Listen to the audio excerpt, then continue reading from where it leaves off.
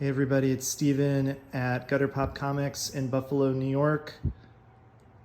It is July 21st, 2021. It's like 1 a.m. Busy day, long day. I'm gonna go through this week's comics, new comics.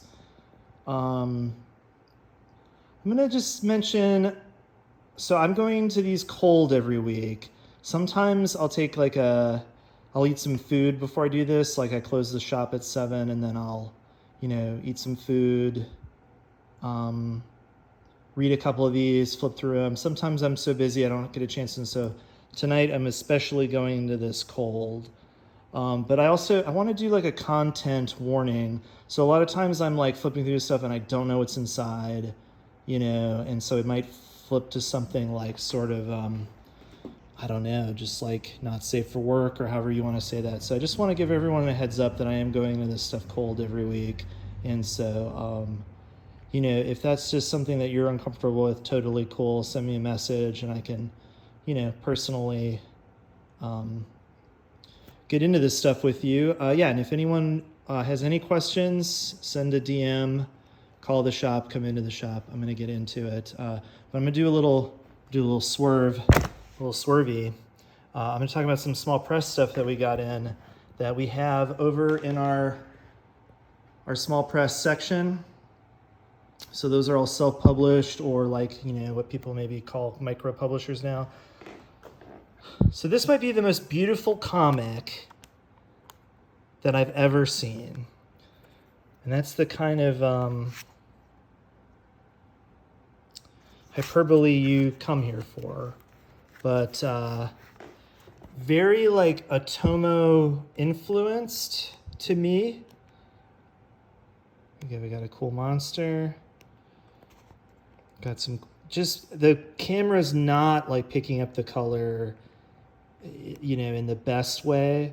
But man, this is just like incredible, stunning. So published by a UK publisher, Landfill Editions. I'm unfamiliar with this artist. I feel like maybe we've had some of their stuff in anthologies before, but holy moly. Friend of the store, Ben Sears. His newest comic, holy shit. Wow, again, the color, just the saturation. This must be like a Riso print comic. Hot on the heels of their latest, the Fantagraphics book. But beautiful production. These comics are always so much fun to read. I love this little package they come in. Beautiful. So shout out Ben, really awesome person. Working in animation now. It's 1 a.m.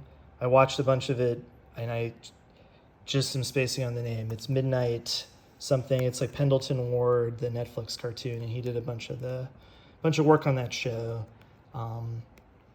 Shout me out. Say the correct name of the show in the comments. I don't remember if I reached out to these folks or if they reached out to me, but this looks sick. Really, really wild, like watercolor colors. I guess that'll be the theme today, is I'll just talk about color, but that's disgusting and beautiful. I mean, this is just really wild. So I think it's like an action fantasy thing.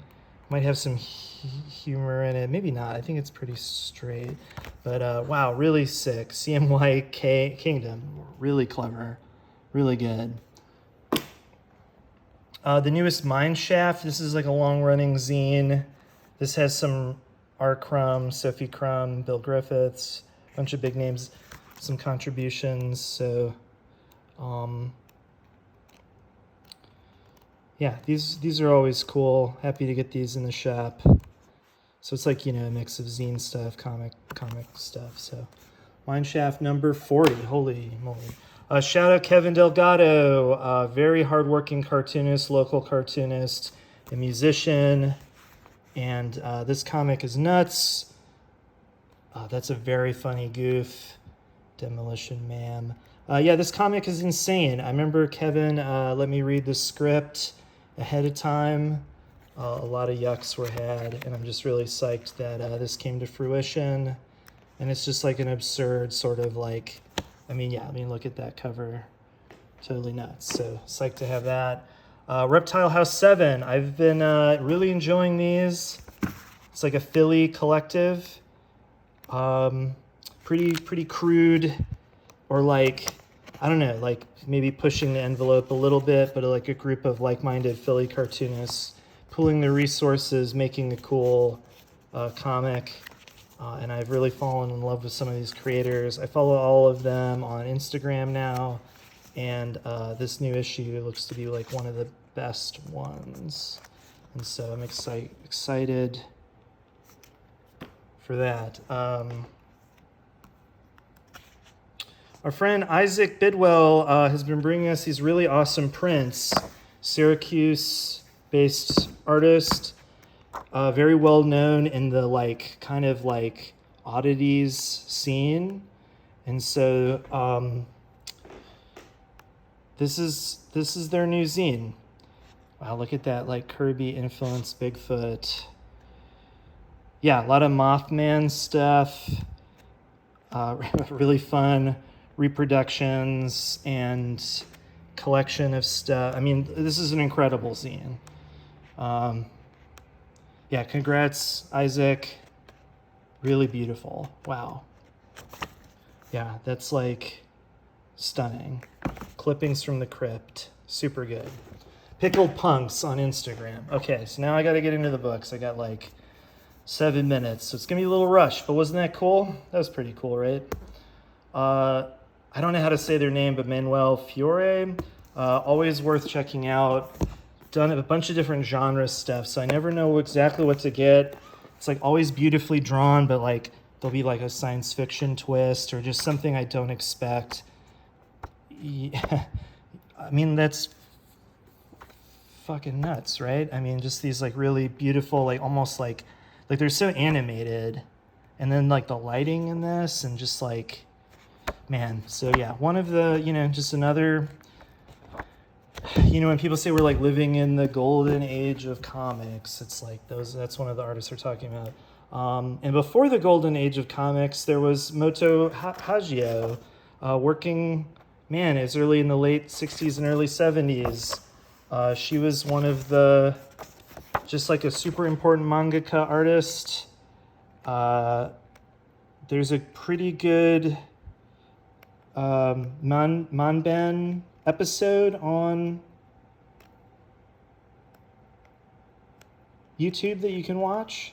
Sorry, I was blown away with it. I don't remember the color. This is a new edition. We used to have this. I think we had like a Fantagraphics, or maybe it was Ronin Quarterly edition of this book. And this has one of my favorite comics of all time in it. And I got to get to it quick. I can't spend much time on it. And again, it's like, just like you start to worry about, here it is. Iguana Girl. I mean, just an incredible comic. And,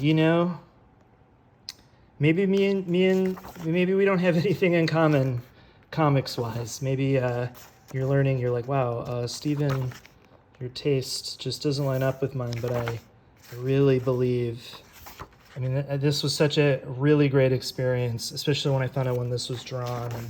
And one of my favorite comics of all time. I couldn't believe I learned about, really great. This looks cool. It's like a prequel to Snowpiercer. The art looks really good. It is, I read those Snowpiercer comics a long time ago. I think I knew about the movie first, like a lot of people. Really love that director. And this looks cool, prequel that I think it says something like based on a TV show now, so that's cool. River of Ink. Bonus interview with Scott McCloud. Interesting. Bonus interview. Life Drawn is like humanoid, sort of like graphic novel, like slice of life imprint. And so it's, I don't know much, I don't know that author, but you have to assume it's, I mean, it's definitely, their whole shtick is kind of, this art is cool. Translating like French or like European comics. And so, sorry, this one's a little shiny and it's hard to get a good angle. But yeah, cool drawing. I'll have to investigate that one more. Oh, I like when the color palette changed. But I don't know anything about this. I don't know what that is, that Bonus Scott McCloud thing. Back in print, I think. I never read this. This is like an older Brian Michael Bendis and Gabrielle Dell'Otto collaboration. She's having a moment. Yeah, you know, looks epic. I did like a little feature on this earlier, and it extremely rules. Edited by Al Gotha, who I really like, and I'm doing a real bad job. I'm so, my eyes on the clock when I should be, got to get my head in the game. My interpretation of this is like a bunch of very talented artists riffing on fight comics. You know, maybe I read a PR thing and internalized some of that, but that was like, I read a couple of these short stories and flipped through them, and you know, I get like a lot of like shonen influence, but like filtered through,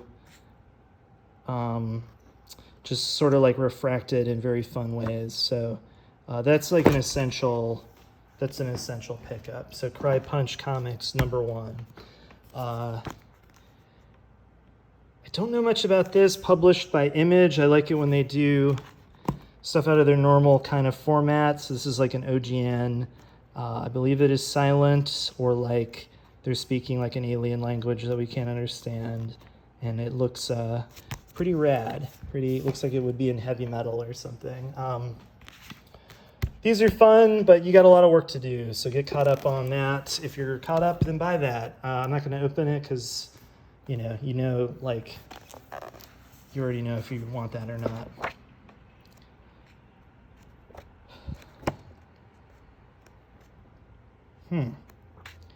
This looks really epic and cool. I thought this was going to be, ooh, shiny. I thought this was going to be like, I don't know why I thought this was a collection of older work or short stories, but this looks like one big epic thing. Ray Fox, super good. Sometimes just a writer, I believe, but this is writing and drawing everything. Got 2 minutes in the clock. I'll break up everything. I'll do the comics next, and then this has been a really fun comic that I've been enjoying. It's like very like, you know, it's like fantasy, and I really like the colorist Tamra Bonvillain. They're like totally knocking it out of the park for me with like these really fun greens and purples and reds, and it just really elevates the whole book for me. The whole of humanity has gone except for me, Yuri. So find out what happens to Yuri in this super, I believe, big, self-contained, like one-shot manga. 1 minute on the clock. Love Boxing Comics. Shout out Pietro Moscato, friend of the store, friend of mine. His grandfather, Joe Moscato, famous boxer. Bunch of great cartoons. Back when the sports pages was all cartoons because they couldn't. It was all comics because they couldn't photo that stuff. And I think I ran out of time. So some pretty nuts Conan comics for blood and guts. This looks cool. It looks raw to me. It's like very very cool. Dang. Okay. Well, I'm going to break up the videos. All right. Thanks so much, y'all. Talk to you soon.